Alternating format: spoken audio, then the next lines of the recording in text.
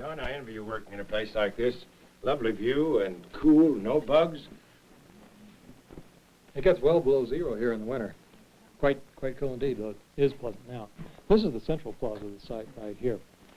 Large open area bounded by these circular walls. One of the reasons we came over here, Don, was to learn more about Pueblo agriculture. What have you found here? Lots of corn. This was the principal crop. These bags are from part of one layer in one of the rooms here. It's almost all corn, mostly stalks. And how is it cultivated? Well, any idea from what you've done here? I would say mostly it was grown in these fields, much as the Navajo are doing today, except they use digging sticks rather than hoes and plows. How many people do you think they could support in a pueblo like this?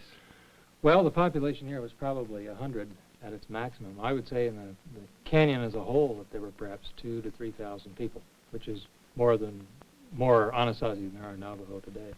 With that kind of population, I suppose you found some burials. Well, yes, we got one right down here if you want to take a look at it.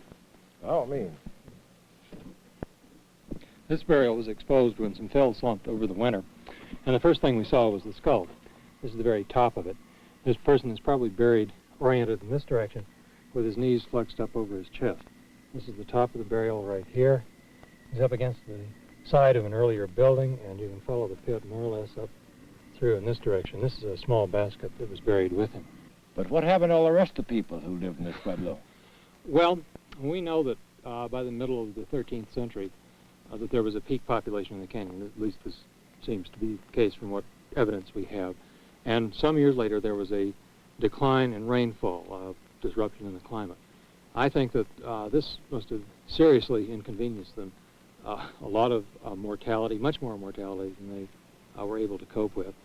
Simply not enough food. I think most of the population probably died out in place, or they simply failed to reproduce themselves. Very few migrated out from here, not very many at all. Before their mysterious decline, the Anasazi people had spread their Pueblo villages over large areas of Arizona, Utah, and southern Colorado. But they achieved their most impressive cultural development in New Mexico's Chaco Canyon. Chaco lies 75 miles east of Canyon de Chelly. 1,000 years ago, there would have been thick stands of pine trees on the canyon rim. It runs east and west for almost 20 miles and contains the ruins of 13 major Anasazi towns, as well as more than 100 smaller villages. The most famous of these towns is Pueblo Bonito. Robert Lister, head of the National Park Service Archaeological Center at Albuquerque, knows Pueblo Bonito well. Bob, was this the only gateway to this whole great town? That's right. The people came into the plaza through this gateway and entered their homes through doorways that faced the plaza here. And around the rear of the village, there were no openings.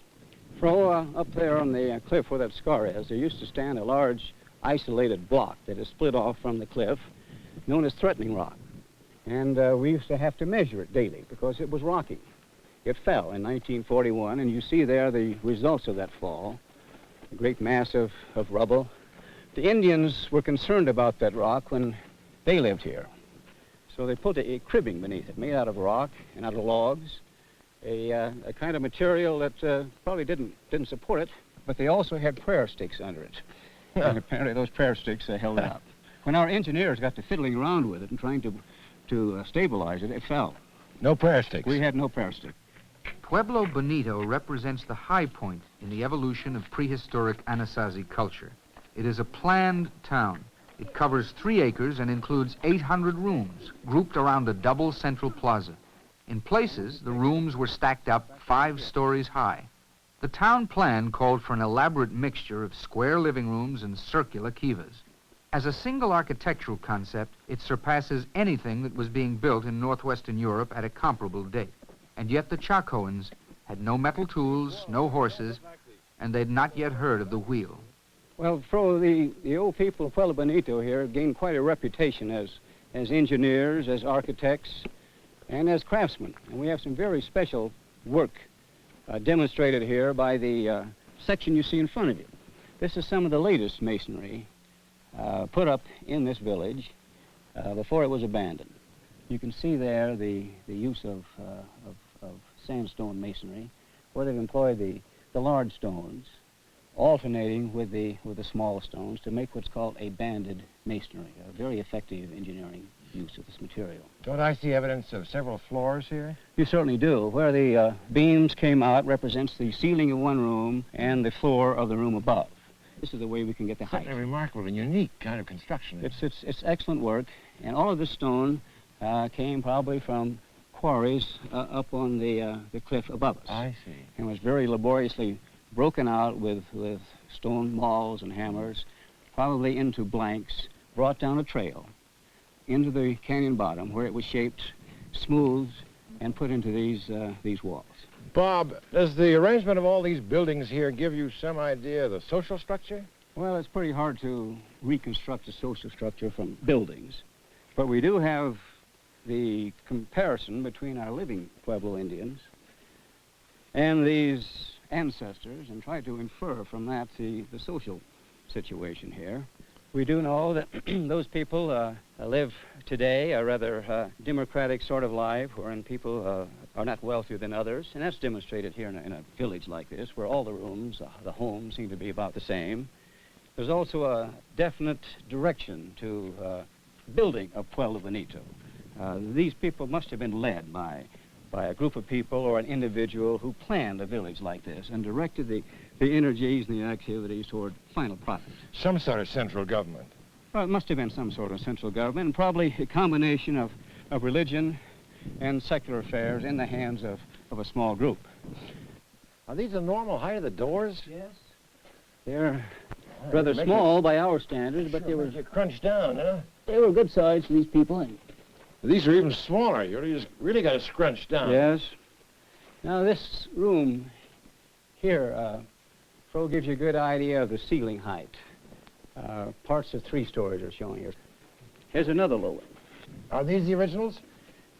The beams are originals. The lintels have been replaced to strengthen them so that they wouldn't fall apart and give you more protection. Here's a good idea of a sequence of rooms with the doorways opening one from another.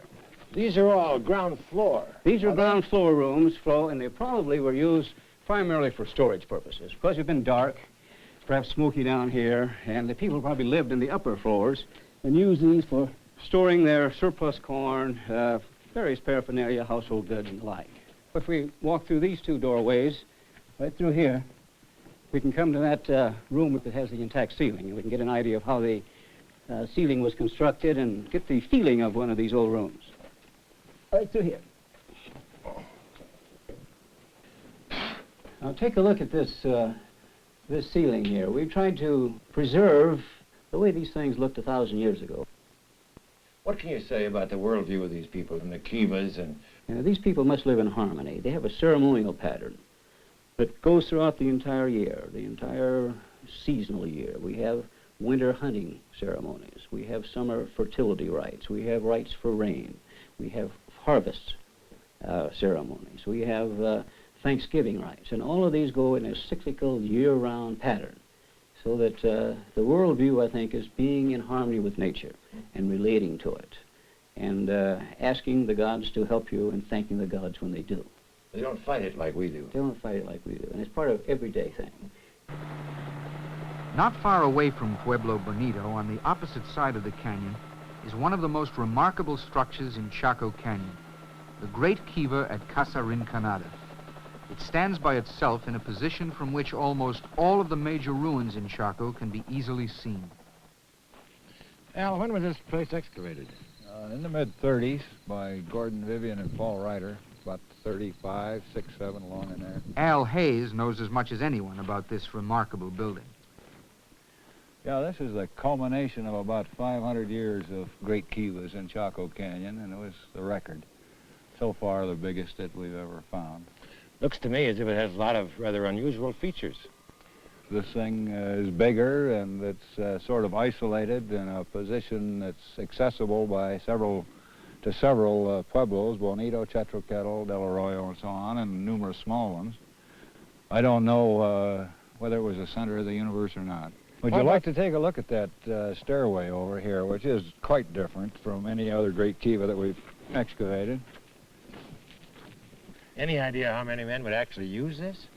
hundreds that used it. Maybe not all packed in here at the same time, but it probably was a thing that was damned important to all of the ceremonialism of the canyon. Well, this room at one time was floored. This little tunnel was covered over and probably completely invisible. So ordinary spectators in the kiva could come in this little door the way we did and go down this little set of stairs here. But ceremonialists who were concerned with what was going to take place in there could come into this little back room and go down through here, through a tunnel, and through this little set of stairs you see down under here. Come on, let's go down and walk down through it.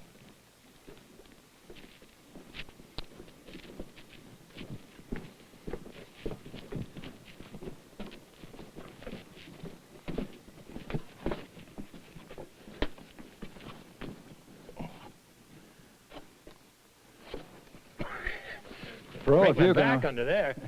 If you can imagine that this tunnel, too, was covered and was invisible, one could come up through this little thing on his hands and knees, come back up in here, and if you visualize a little screen, perhaps in this trough all the way around us, a person could come in from the dressing room back there, right out into the middle of the kiva floor, and burst out into the audience, all be feathered and be ribboned, and it's quite a surprise, perhaps. Be very impressive, very mysterious. It should be. Another feature that's captured a lot of imagination are all the niches around the wall, which is not unique to Rinconada, by the way, but is a general feature in most great kivas. A Chetroketl turquoise necklace was found in each one of those, so as you can imagine, every niche that's been found since then has been very avidly entered, but with no such results. And these little beams we have going all the way around the top are not part of a roof support, but they've probably held a screen. As a matter of fact, Gordon found pieces of that when he's excavated this and other kivas. There was a screen that was attached to all of these little things which actually concealed these niches, and so that they weren't generally visible. Look, I've noticed, Al, that there's some of these things are not in line with the others. There's, I think, 6 of them that are down below and bigger. Do you know of any significance to this? What's this all about? No, I don't know the significance of that, Pro, and there's a lot of other significances that I don't understand about Chaco. As a matter of fact, that's why we're here. There are hundreds and thousands of unanswered questions. We once thought we knew it all.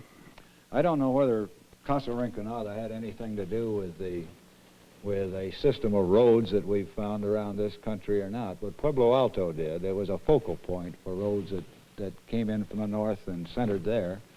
And right up this little stairway here and just over the gap, just immediately in line with it, is Pueblo Alto on the far rim of the canyon.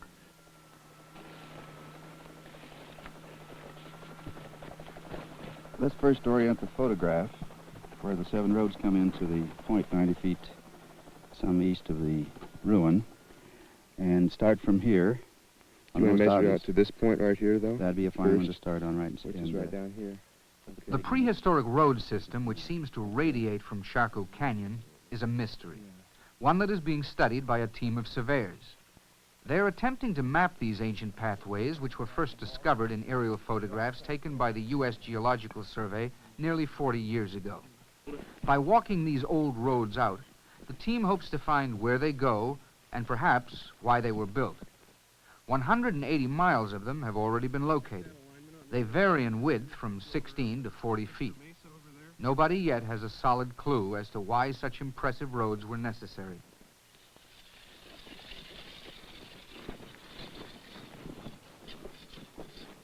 Okay, tighten it up.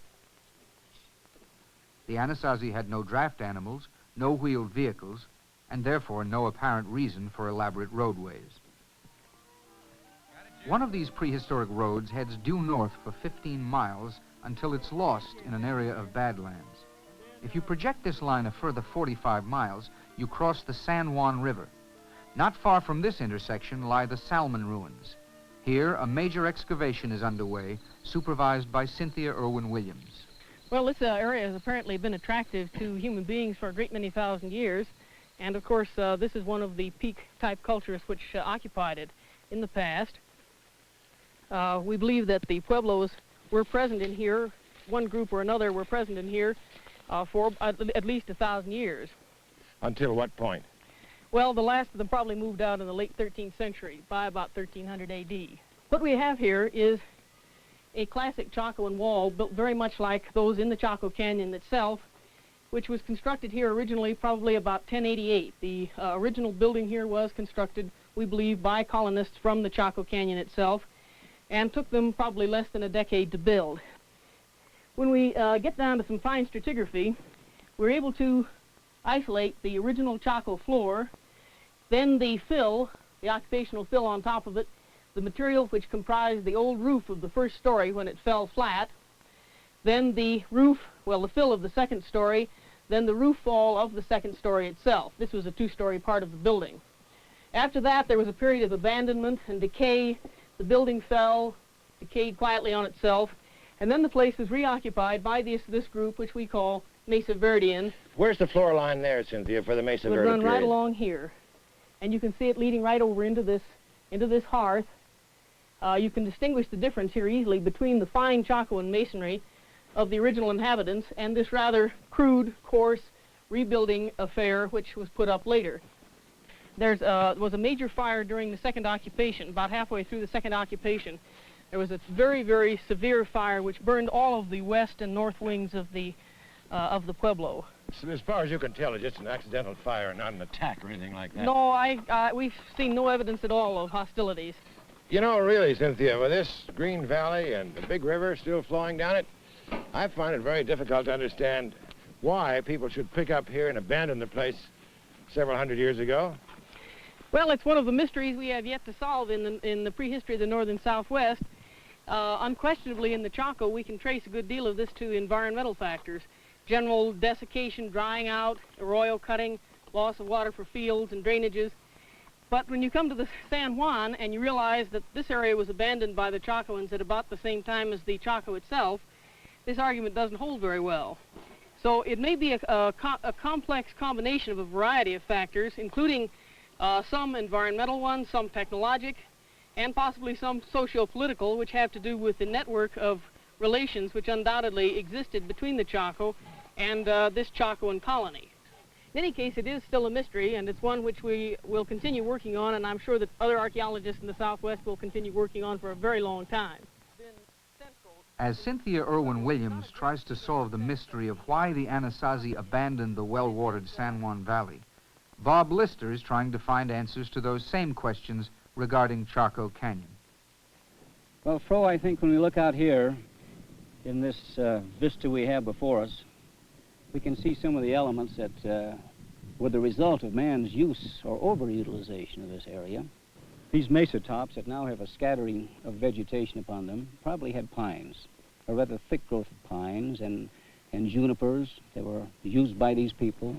Instead of the deep arroyos that we have out here, I think you had a surface stream flowing through the Chaco.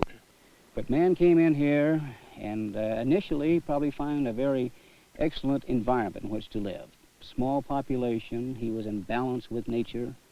But over time, with the increase in population and the need for these trees, for the building of his villages, for the cooking, the warming of his houses, he began to cut off this vegetation. This caused floods, following rains and melting snows, to flow into this canyon and to begin to cut gullies, arroyos, like we see down here. And once you do that, in these lands that were used for farming, the water table is lowered.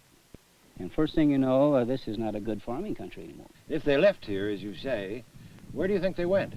Well, I think we're looking in the direction to the south and to the east of Chaco here, where these people gradually drifted away. I think that it wasn't a mass abandonment. I think it was a situation wherein a few families would get discouraged over the situation. And I'm sure that there was also a problem here of once you get problems generated by nature and by man, that their internal friction begins to develop. You know, people quarrel when times are trying. And so they begin to drift away, probably to the south and to the east, down beyond the horizon we see there, into the Rio Grande and to the area to the west of the present Rio Grande, where water conditions were better, where there were rivers, where again you could set up your farms, where you could live in your villages much as they had lived here before they left here. Fro, this is one of a series of gates, each leading into a separate plaza. The Rio Grande Valley lies 120 miles east of Chaco Canyon. Today, the valley contains a number of modern Indian pueblos which date back to before the Spanish conquest. There are also many prehistoric pueblos in the area. One of these, Arroyo Hondo, has been extensively excavated since 1970 by the School of American Research in Santa Fe, under the direction of Doug Schwartz. Fro Rainey visited his dig to find out what evidence there was for Anasazi migrations into this area. There are several plazas in the whole makeup of the town then. Right. There are at least 6 plazas, and it looks like there were more that were being planned as the site began to expand from the final extent of it. You know, Doug, it's really surprising. These walls, this construction here is so different than what we've been seeing in the other pueblos. Well, it's interesting, Fro, because if you look right over this room block, you can see a masonry room block, completely different from this adobe, the main part of the site. And that would appear to be the earliest part of this site. And we think, at least, that that was where the population in the site began. Once they ran out of the raw materials to build the masonry structure, then they began expanding from that to the adobe. The rest of it is adobe, except for 1 or 2 little spots in the site. And when did all this begin? Probably near the beginning of the 14th century. A group of perhaps 24 people came in, built this masonry room block, and then began to expand very rapidly. So that by the middle of the 14th century, there were no longer 24 people here, but maybe as many as 1,500. Can you connect this to the exodus from Mesa Verde and Chaco? Well, not from Chaco, that's too early, but from Mesa Verde, perhaps. It is an interesting coincidence that at the time that Mesa Verde was being abandoned, or at least that the population was presumably dying off in some way, that this site was growing very rapidly, and other sites in this area. It looks like this population growth came, at least in part, as a result of the abandonment of smaller sites in this area, people moving here. The other element that made up the population growth, however, could have come by a circuitous route from the Mesa Verde area. I think you're onto something here very exciting. Well, we feel that the site can serve as a laboratory case for the relationship between rapid population growth and culture change. What can the archaeologist say about how a site develops very rapidly through time in terms of population and what this means to the quality of life of the people? Perhaps archaeologists can contribute then to general anthropological theory, to a general understanding of some of the problems that we're dealing with today. With regard to the Mesa Verde problem, we have an awful lot of work yet to do on that, but at least the site will tell us a great deal about that period just prior to the development of the historic pueblos in this area. I can certainly see that. The last chapter of this story has yet to be written. We've traced the Anasazi from their basket maker origins 2,000 years ago up to the moment of their dramatic decline in the 12th and 13th centuries A.D. We've seen the slow rise and sudden fall of North America's first attempt at urban living. We've heard archaeologists speculate on the reasons for the Anasazi's misfortune. It seems that ancient man in this part of America was the victim of his own impact upon the natural environment. As archaeologists continue to try and find more answers to the questions raised by the Anasazi story, here in the Southwest, there is a good chance that eventually they may be successful. Perhaps they'll be able to pass on to us some thoughts which may aid our own chances of survival. Hey,